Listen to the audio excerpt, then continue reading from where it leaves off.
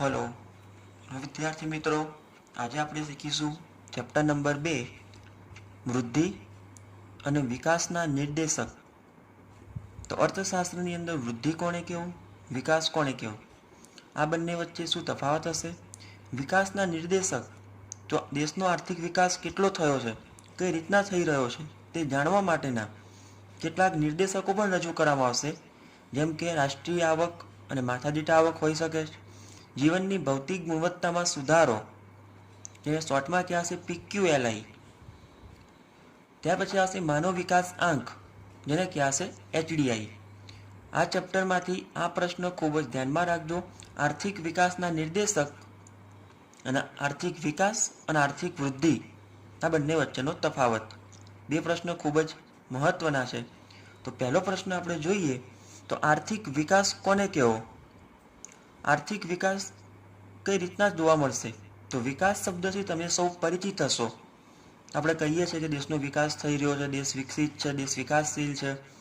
તો વિકાસ કઈ રીતના થાય? વિકાસ શબ્દ કયા દેશ સાથે સંકળાયેલો છે અને વૃદ્ધિ શબ્દ કયા દેશ સાથે જોડાયેલો છે, આ બે શબ્દોનું મહત્વ જોઈએ. તો પહેલા જોઈએ કે આર્થિક વિકાસ કોને કહેવો. તો એટલું યાદ રાખજો કે વિકાસ જે છે એ વિકાસશીલ દેશ સાથે સંકળાયેલો ખ્યાલ છે. વિકાસશીલ દેશ સાથે સંકળાય અને વૃદ્ધિ એ વિકસિત દેશ સાથે સંકળાશે. જેમ કે અમેરિકા જેવા દેશની રાષ્ટ્રીય આવક અને માથાદીઠ આવક વધે તો એ વિકાસ કર્યો ન કહેવાય, એને કહેવાશે વૃદ્ધિ થઈ. જ્યારે ભારત જેવા વિકાસશીલ દેશમાં રાષ્ટ્રીય આવક અને માથાદીઠ આવક વધે, એનો મતલબ કે આપણો દેશે વિકાસ કર્યો. તો વિકાસના કેટલાક નિર્દેશકો હોય જેની આપણે ચર્ચા કરીશું.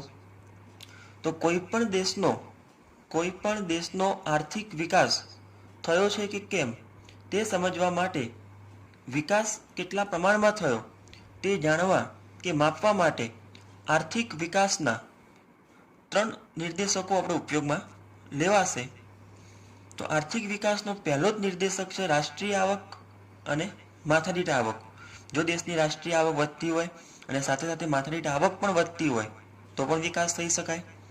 જીવનની ભૌતિક ગુણવત્તા, તમારું જીવન ધોરણ સુધરતું હોય તો પણ વિકાસ કહી શકાય. અને માનવ વિકાસ આંક, તેમાં આરોગ્ય જ્ઞાનમાં વધારો થતો હોય તો પણ વિકાસ થયો જ ગણી શકાય. તો કેટલીક મહત્વની બાબતો જોઈએ. તો પહેલો જ મુદ્દો છે કે રાષ્ટ્રીય આવક એટલે શું અને માથાદીઠ આવક કોને કહેવી. તો સામાન્ય રીતે રાષ્ટ્રીય આવક અને આર્થિક વિકાસ વચ્ચે સીધો સંબંધ છે. ધ્યાન રાખજો, રાષ્ટ્રીય આવક અને આર્થિક વિકાસ વચ્ચે સીધો અને ઘનિષ્ઠ સંબંધ જોવા મળશે.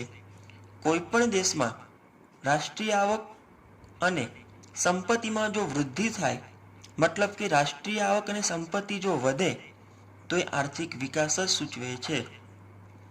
રાષ્ટ્રીય આવકનો આધાર જે તે દેશના ઉત્પાદનના સાધનો એટલે જમીન, મૂડી, શ્રમ વગેરે ઉપર છે. કુદરતી સાધનોની પ્રાપ્તિ અને કાર્યક્ષમ ઉપયોગ ઉપર આધાર રહેશે. જેમ કે અમેરિકા, જાપાન, જર્મની વગેરે દેશો ઊંચો રાષ્ટ્રીય આવક અને વૃદ્ધિ દર જાળવ્યો, તેથી તે વિકસિત રાષ્ટ્ર કહેવાશે. મતલબ કે વર્ષ દરમિયાન ઉત્પાદનના જે કંઈ સાધનો હોય, કુદરતી સંસાધનો હોય, જેમાંથી વધુ ને વધુ ઉત્પાદન કરવું. ઉત્પાદન વધે તો સ્વાભાવિક છે કે રાષ્ટ્રીય આવક તો વધવાની જ છે. રાષ્ટ્રીય આવક વધે તો એ વિકસિત દેશ કહી શકાય. જો કે કોઈ પણ દેશમાં રાષ્ટ્રીય આવકના વૃદ્ધિ દર કરતાં, ખાસ ધ્યાન રાખજો, કોઈ પણ દેશમાં રાષ્ટ્રીય આવકના વૃદ્ધિ દર કરતાં વસ્તી વૃદ્ધિ દર વધુ હોય તો તે દેશ વિકાસ કર્યો એમ કહી શકાય નહીં. દાખલા તરીકે કોઈ પણ દેશની રાષ્ટ્રીય આવકનો વૃદ્ધિ દર વર્ષે 3.5% હોય, પણ તેની સામે એ જ વર્ષ દરમિયાન વસ્તી જો 5%ના દરે વધતી હોય તો એ દેશે વિકાસ કર્યો કહી શકાતો નથી. બીજો મુદ્દો એવો આવશે કે રાષ્ટ્રીય આવક પછી માથાદીઠ આવક, જેની વ્યાખ્યા તમને આવડતી હશે લગભગ. તો દેશની કુલ રાષ્ટ્રીય આવકને કુલ વસ્તી વડે ભાગવાથી મળતી આવક એટલે માથાદીઠ આવક. કુલ રાષ્ટ્રીય આવકને કુલ વસ્તી વડે ભાગી દેવી, જેને કહેવાય માથાદીઠ આવક. તો સિમ્પલ સૂત્ર બનશે માથાદીઠ આવક બરાબર કુલ રાષ્ટ્રીય આવક ભાગ્યા કુલ વસ્તી. તો રાષ્ટ્રીય આવક કરતાં માથાદીઠ આવકનો માપદંડ વધુ યોગ્ય ગણી શકાય, કારણ કે સામાન્ય રીતે માથાદીઠ આવકનો વધારો પ્રજાના કલ્યાણમાં વધારો લાવે, પરંતુ જો કોઈ પણ દેશમાં માથાદીઠ આવક વધી હોય પણ તેની વહેંચણી ધનિકોની તરફેણમાં થઈ હોય તો મોટાભાગની પ્રજા તેના લાભથી વંચિત હોય તો વિકાસ થયો ગણાય નહીં. મતલબ કે દેશની માથાદીઠ આવક તો વધી, પરંતુ આવકની વહેંચણી ધનિકોની તરફેણમાં થઈ રહી છે, જેને કારણે ગરીબ અને મધ્યમ વર્ગની આવક પૂરતી છે નહીં, તે પોતાનું જીવન ધોરણ સુધારી શકતા નથી, તો પણ દેશનો વિકાસ થયો એવું કહી શકાતું નથી. જો કોઈ પણ દેશમાં માથાદીઠ આવક વધે પરંતુ તેનો ઉપયોગ પ્રજાના કલ્યાણને બદલે બીજી કોઈ પ્રવૃત્તિમાં થતો હોય તો વિકાસ થયો ન ગણાય. મતલબ કે દેશની રાષ્ટ્રીય આવક વધી, માથાદીઠ આવક પણ વધી, પણ માથાદીઠ આવકનો ઉપયોગ પ્રજાના કલ્યાણ પાછળ થતો નથી. પ્રજાને જે કંઈ જીવન જરૂરિયાત ચીજ વસ્તુઓ છે, પ્રાથમિક જરૂરિયાતની વસ્તુઓ છે, એ પૂરતા પ્રમાણમાં ન મળતી હોય તે પોતાનું જીવન ધોરણ સુધારી શકતા નથી, માટે દેશનો વિકાસ કયો ન કહેવાય. ત્યાર પછી ત્રીજો ખ્યાલ આવશે PQLI, જીવનની ભૌતિક ગુણવત્તામાં સુધારો. જીવનની ભૌતિક ગુણવત્તા સુધરવી જોઈએ. આ ખ્યાલ ડેવિસ મોરિસ નામની વ્યક્તિએ રજૂ કરેલ છે. ખાસ ધ્યાન રાખજો, PQLI અથવા તો જીવનની ભૌતિક ગુણવત્તાનો ખ્યાલ કોણે રજૂ કર્યો? તો ડેવિસ મોરિસે. તો આર્થિક વિકાસનો આવકનો ખ્યાલ આર્થિક વૃદ્ધિ સુધી મર્યાદિત છે. માથાદીઠ આવક વધતા હંમેશા આપોઆપ તેની વહેંચણી સરખી થાય તે જરૂરી નથી. આવકની અસમાન વહેંચણી થતી હોવાથી વિકાસ થયો તેવું કહી શકાય નહીં. આવકની વૃદ્ધિ સાથે મતલબ કે આવક વધે તો સાથે સાથે પ્રજાનું જીવન ધોરણ પણ સુધરતું હોય, જીવન જરૂરિયાત વસ્તુઓ અને સેવાઓ એને પ્રાપ્ત થતી હોય તો જ આર્થિક વિકાસ થયો ગણાય. માનવીની જરૂરિયાતો કેટલા પ્રમાણમાં સંતોષાય તેનો અંદાજ કાઢવા જીવનની ભૌતિક ગુણવત્તાનો આંકનો ખ્યાલ ડેવિસ મોરિસે રજૂ કર્યો. તેની અંદર 3 બાબતો ધ્યાનમાં રાખી. ધ્યાન રાખજો, PQLI નો ખ્યાલ ડેવિસ મોરિસે રજૂ કર્યો, જેની અંદર 3 બાબતો ધ્યાનમાં લેવામાં આવશે: અપેક્ષિત આયુષ્ય, બાળ મૃત્યુ દર અને શિક્ષણ. જીવનની ભૌતિક ગુણવત્તાના ખ્યાલની અંદર કેટલી બાબતો ધ્યાનમાં રાખવી? તો 3: અપેક્ષિત આયુષ્ય, બાળ મૃત્યુ દર અને શિક્ષણ. તો અપેક્ષિત આયુષ્ય એટલે શું? અપેક્ષિત આયુષ્ય કોને કહેવું? જેનું બીજું નામ છે સરેરાશ આયુષ્ય. તો સિમ્પલ વ્યાખ્યા બનશે, 1 માર્કનો પ્રશ્ન છે. તો બાળકના જન્મ સમયે તે કેટલા વર્ષનું આયુષ્ય ભોગવી શકે એવી અપેક્ષાને અપેક્ષિત આયુષ્ય કહે છે. બાળકના જન્મ સમયે તે કેટલા વર્ષનું આયુષ્ય ભોગવી શકશે તેની અપેક્ષાને અપેક્ષિત આયુષ્ય કહેવામાં આવશે. અપેક્ષિત આયુષ્ય એ આરોગ્યની સેવાઓ સાથે સંકળાયેલો ખ્યાલ છે. મતલબ કે જે તે દેશની અંદર આરોગ્યની સેવાઓ સારી હોય ત્યાં અપેક્ષિત આયુષ્ય સારું જોવાનું, અને આરોગ્યની સેવાઓ સારી ન હોય તો અપેક્ષિત આયુષ્ય ઓછું હશે. જો દેશમાં આરોગ્યની સેવાઓ સારી હોય અને સેવાઓ પૂરતા પ્રમાણમાં મળતી રહેશે તો અપેક્ષિત આયુષ્ય વધશે, જે દેશના વિકાસ માટે ખૂબ જ જરૂરી છે. બીજો મુદ્દો આવશે કે બાળ મૃત્યુ દર. તો દર વર્ષે 1000 જીવતા જન્મેલા બાળકોની સામે 1 વર્ષમાં અથવા તો તે જ વર્ષમાં મૃત્યુ પામતા બાળકોનું પ્રમાણ. સિમ્પલ વ્યાખ્યા છે, 1 વર્ષ દરમિયાન જીવતા જન્મેલા 1000 બાળકોની સામે તે જ વર્ષની અંદર મૃત્યુ પામતા બાળકોનું પ્રમાણ. દાખલા તરીકે 2020-21 દરમિયાન જે બાળકો જન્મે તે પ્લસ તે જ વર્ષ દરમિયાન મૃત્યુ પામતા બાળકોનું પ્રમાણ, જેને કહેવાશે બાળ મૃત્યુ દર. અને છેલ્લે આવશે શિક્ષણ, ત્રીજો મુદ્દો. તો દેશમાં અક્ષર જ્ઞાનનો દર શિક્ષણની સ્થિતિ દર્શાવશે. અક્ષર જ્ઞાનનો દર મતલબ કે લખવા વાંચવાની ક્ષમતા. દેશની કુલ વસ્તીમાં અક્ષર જ્ઞાન ધરાવતી વસ્તીની ટકાવારી દ્વારા પણ શિક્ષણનું પ્રમાણ જાણી શકાય. જો આ ત્રણેય બાબતોમાં વધારો થતો હોય, અપેક્ષિત આયુષ્ય વધતું હોય, બાળ મૃત્યુ દર ઘટતો હોય, શિક્ષણનું પ્રમાણ વધતું હોય, જેના આધારે વ્યક્તિનું જીવન ધોરણ સુધરશે એવું ડેવિસ મોરિસ કહેવા માગશે. અને ત્રીજો મુદ્દો આવશે માનવ વિકાસ આંક,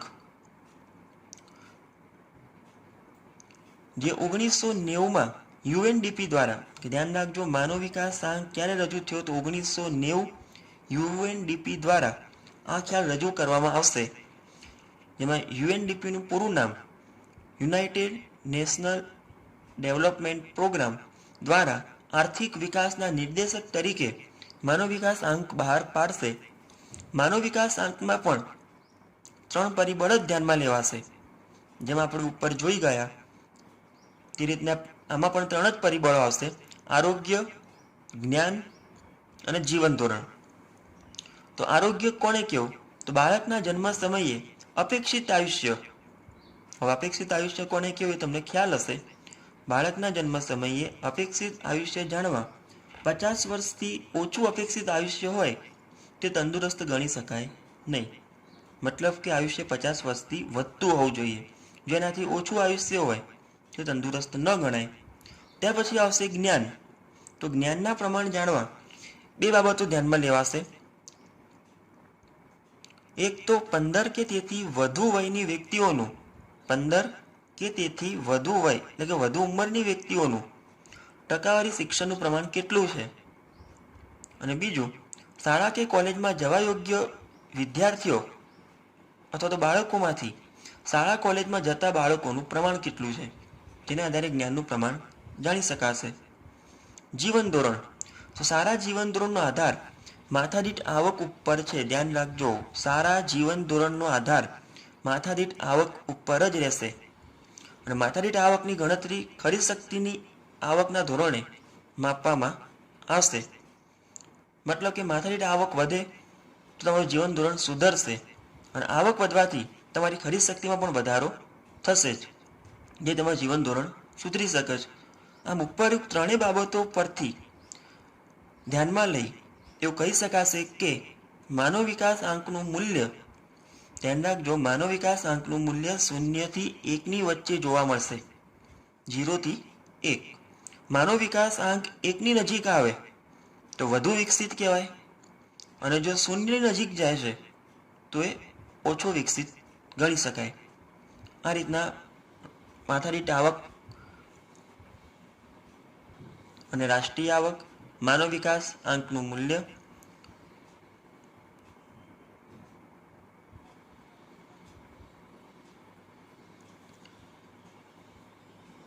અને જીવનની ભૌતિક ગુણવત્તામાં સુધારો. આ એક પ્રશ્ન ખૂબ જ ઇમ્પોર્ટન્ટ હતો.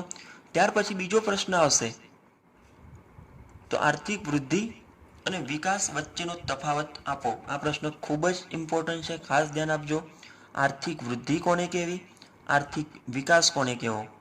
તો તમને ખ્યાલ હશે કે આર્થિક વિકાસ એ વિકસિત દેશ સાથે સંકળાયેલો છે અને આર્થિક વિકાસ વિકાસશીલ દેશ સાથે સંકળાયેલો ખ્યાલ છે અને આર્થિક વૃદ્ધિ એ વિકસિત દેશ સાથે સંકળાયેલો ખ્યાલ છે. તો આ તફાવત 3 માર્કની અંદર પૂછાશે સેક્શન ડીમાં. તો તફાવતનો પહેલો જ મુદ્દો છે, આર્થિક વિકાસ એક પ્રક્રિયા છે. આર્થિક વિકાસ એક પ્રક્રિયા છે જે ધીમે ધીમે ચાલશે. વિકાસ કોઈ ઝડપથી નહીં થાય. તમારી આવક જેમ જેમ વધશે તેમ તેમ તમારી જરૂરિયાતો પૂરી થશે, તેમ તેમ વિકાસની પ્રક્રિયા ચાલશે. તો વૃદ્ધિ એક ઘટના કહેવાશે. આર્થિક વૃદ્ધિ એક ઘટના છે. વિકાસ પ્રક્રિયા છે, વૃદ્ધિ એની ઘટના બનશે. ઘટના એટલા માટે કે જેમ જેમ તમારી આવકમાં વૃદ્ધિ થાય છે તેમ તમારી જરૂરિયાતો પૂર્ણ થશે. માટે આવકમાં કેટલો વધારો થશે, કઈ રીતના વધારો થશે, એ ઘટના તરીકે ગણવામાં આવશે. આર્થિક વિકાસમાં 2 પ્રકારના પરિવર્તન હશે, પરિણાત્મક, ગુણાત્મક. આર્થિક વિકાસમાં 2 પ્રકારના પરિવર્તનો જોવા મળે, પરિણાત્મક પરિવર્તન અને ગુણાત્મક. તો પરિણાત્મક પરિવર્તન કોને કહેવું? પરિણાત્મક પરિવર્તન મતલબ કે ઉત્પાદન વધે, ઉત્પાદન કરતા એકમોની સંખ્યા વધે, તેને કહેવાય પરિણાત્મક પરિવર્તન. પણ ગુણાત્મક પરિવર્તન એટલે તો ગુણાત્મક એટલે એની ગુણવત્તા પણ સુધરે છે. ઉત્પાદન તો વધ્યું, પણ ઉત્પાદનની વધવાની સાથેની ગુણવત્તામાં પણ સુધારો જોવા મળશે, જેને ગુણાત્મક પરિવર્તન કહી શકાય. જ્યારે વૃદ્ધિની અંદર માત્ર એક જ પરિવર્તન થશે, પરિણાત્મક. માત્ર ઉત્પાદન વધશે, ગુણવત્તા ઉપર કોઈ ધ્યાન લેવાતું નથી. ઉત્પાદનના એકમો વધે તો વૃદ્ધિ થઈ કહેવાય, પણ જો સાથે સાથે ગુણવત્તા પણ સુધરે છે તો એને વિકાસ થયો ગણાશે. આર્થિક વિકાસમાં અર્થતંત્રમાં વણ વપરાયેલા સાધનોને વપરાશમાં કઈ રીતના લેવા તે પ્રશ્નો જોવા મળશે. વણ વપરાયેલા સાધન એટલે કે ઉત્પાદનના સાધનો, જમીન હોય, મૂડી હોય, શ્રમ હોય, દરેક સાધનોને ઉપયોગમાં કઈ રીતના લેવાના છે, કઈ રીતના એનો વપરાશ કરવો, કઈ રીતના એનો ઉપયોગમાં લેવા વગેરે બાબતો અહીં ધ્યાનમાં લેવામાં આવતી હોય છે આર્થિક વિકાસની અંદર. જ્યારે આર્થિક વૃદ્ધિમાં અર્થતંત્રના ઉપલબ્ધ સાધનોની પુનઃવહેંચણી ઉપર ભાર મૂકવામાં આવશે. મતલબ કે પહેલાં તમે એ સાધનનો ઉપયોગ કરી ચૂક્યા હો તો વળી પાછો ઉપયોગમાં કઈ રીતના લેવો એ વૃદ્ધિની અંદર જોવા મળે. જેમ કે જમીનના ઉપયોગ કર્યા પછી બીજી વખતે જમીનનો ઉપયોગ કઈ રીતના કરવો તે આર્થિક વૃદ્ધિમાં ભાર મૂકવામાં આવશે. આર્થિક વિકાસનો ખ્યાલ વિકાસશીલ દેશ સાથે સંકળાયેલો છે. ધ્યાન રાખજો, આર્થિક વિકાસ એ વિકાસશીલ દેશ સાથે સંકળાયેલો છે અને વૃદ્ધિ એ વિકસિત દેશ સાથે જોડાયેલો ખ્યાલ છે. આર્થિક વિકાસને ચોક્કસ રીતે માપવાનું કાર્ય મુશ્કેલ છે, કારણ કે આર્થિક વિકાસ માપી શકાય નહીં ઝડપથી. કોઈ વ્યક્તિની આવક વધે છે છતાં પણ એનું જીવન ધોરણ એ જૂના પહેલાં જીવતો હતો એ મુજબ જ જીવતો હોય તો એ આર્થિક વિકાસ માપવાનો ખ્યાલ મુશ્કેલ બનશે. આવક તો વધી છતાં પણ જીવન ધોરણ સુધર્યું નહીં. જ્યારે વૃદ્ધિનું માપવાનું કાર્ય સરળ છે, તમારી આવક વધે છે એ તમે સરળતાથી જાણી શકો છો. વિકાસનો ખ્યાલ વિસ્તૃત છે, વૃદ્ધિનો ખ્યાલ મર્યાદિત કહેવાય. વિકાસની પ્રક્રિયા ધીમી હોય તો વૃદ્ધિની પ્રક્રિયા થોડી ઝડપી હશે. આર્થિક વૃદ્ધિ વિના વિકાસ શક્ય નથી. મતલબ કે તમારી જો આવક જ ન વધતી હોય તો જીવન ધોરણ સુધરવાનું નથી, અને જીવન ધોરણ ન સુધરે તો આર્થિક વિકાસ થયો કહી શકાય નહીં. આર્થિક વિકાસ વગર વૃદ્ધિ શક્ય છે. વિકાસ થાય તો આવક વધે જરૂરી નથી, આવક વધે તો વિકાસ થશે. મતલબ કે આર્થિક વિકાસ વિના વૃદ્ધિ થઈ શકે છે, તમારો આવકમાં વધારો થઈ શકે છે, ભલે વિકાસ ન થયો હોય છતાં પણ. આર્થિક વિકાસ એક કારણ છે તો વૃદ્ધિ એનું પરિણામ છે. આર્થિક વૃદ્ધિ થવાને પરિણામે જ આર્થિક વિકાસ થઈ શકે, માટે આર્થિક વૃદ્ધિ એક કારણ બન્યું તો આર્થિક વૃદ્ધિ એનું પરિણામ બનશે. આ રીતના તફાવતના મિનિમમ 5 થી 6 મુદ્દા તૈયાર રાખવા. ત્યાર પછીનો પ્રશ્ન છે માથાદીઠ આવકના ખ્યાલ, જે આપણે ઉપર જોઈ ગયા હતા. માથાદીઠ આવકના ખ્યાલની મર્યાદાઓ શું હતી? તો માથાદીઠ આવક એ માત્ર અંદાજ દર્શાવે છે. આ મર્યાદા પણ 2 થી 3 માર્કમાં પૂછાય છે, ધ્યાન રાખજો. માથાદીઠ આવકની કેટલીક મર્યાદા. તો આ માથાદીઠ આવક માત્ર અંદાજ જ છે. જેમ કે દેશની વસ્તી 10 વર્ષે ગણાય, એ તમને ખ્યાલ હશે, વસ્તી ગણતરી દર 10 વર્ષે થશે. તેથી બાકીના વર્ષોમાં વસ્તીનો માત્ર અંદાજ જ મેળવાશે. જેમ કે 2011માં વસ્તી ગણતરી થાય તો 2011ની અંદર સાચી માથાદીઠ આવક મળી શકે, પરંતુ 2011 પછી બીજા 10 વર્ષ સુધી એટલે કે 2021માં જ્યારે વસ્તી ગણતરી થશે ત્યારે સાચો અંદાજ મળે, પરંતુ 2011થી લઈ 21 સુધીના વચ્ચેના સમયગાળામાં કેટલી વસ્તી વધી તે જાણી શકાતું નથી. એ માત્ર અંદાજ જ હશે, માટે સાચી આવક ન મળતા માત્ર અંદાજ જ મળશે. માથાદીઠ આવક ગણવાની મુશ્કેલી. તો માથાદીઠ આવક ચાલુ ભાવે ગણવી કે સ્થિર ભાવે ગણવી, મુશ્કેલીને લીધે માથાદીઠ આવકની સાચી સ્થિતિ જાણી શકાતી નથી. માથાદીઠ આવક માત્ર સરેરાશ છે, એટલી આવક ન પણ મળતી હોય વ્યક્તિને. માથાદીઠ આવક જેટલી આવક દેશના બધા નાગરિકોને મળે તેવું કહી શકાય નહીં, એ માત્ર એક સરેરાશ આવક દર્શાવશે. અને આર્થિક વિકાસની સરખામણીની મુશ્કેલી. તો દુનિયાના દેશોની માથાદીઠ આવક જે તે દેશના ચલણમાં જ થતી હોય. જેમ કે અમેરિકાની આવક ગણવી હોય તો ડોલરમાં ગણાશે, ઇન્ડિયાની ગણવી હોય તો રૂપીઝમાં ગણાય. તો દુનિયાના દેશોએ પોતાના હુંડિયામણ દર એ રીતે નક્કી કરેલા હોવાથી સાચો વિનિમય દર જાણી શકાતો નથી. પોતાના દેશ નક્કી કર્યો હુંડિયામણ દર, એટલે એક દેશના ચલણનું બીજા દેશના ચલણમાં થતું રૂપાંતરનો જે દર હોય તેને કહેવાય હુંડિયામણ દર. તો સાચો વિનિમય દર જાણી શકાતો નથી. ત્યાર પછી કેટલાક ટૂંકા પ્રશ્નો જોઈએ, જેમ કે આર્થિક વૃદ્ધિ કોને કેવી, વિકાસ કોને કેવો, જે એક માર્કના પ્રશ્નો પૂછાઈ શકે છે. તો આર્થિક વૃદ્ધિ એટલે શું? તો આર્થિક વૃદ્ધિ એટલે સમયના લાંબા ગાળામાં અર્થતંત્રને ચીજ વસ્તુઓના કુલ ઉત્પાદનમાં થતો વધારો. સમયના લાંબા ગાળામાં અર્થતંત્રમાં ચીજ વસ્તુનું જે કુલ ઉત્પાદન થતું હોય તેમાં જો વધારો થાય તો એને આર્થિક વૃદ્ધિ કહેવાય. વિકાસ કોને કહેવું? તો આર્થિક વિકાસ એટલે સમયના લાંબા ગાળામાં આવકના વધારાની સાથે વસ્તીની સુખાકારીમાં પણ વધારો થતો હોય. આવક તો વધે છે, સાથે સાથે જીવન ધોરણ પણ સુધરે છે.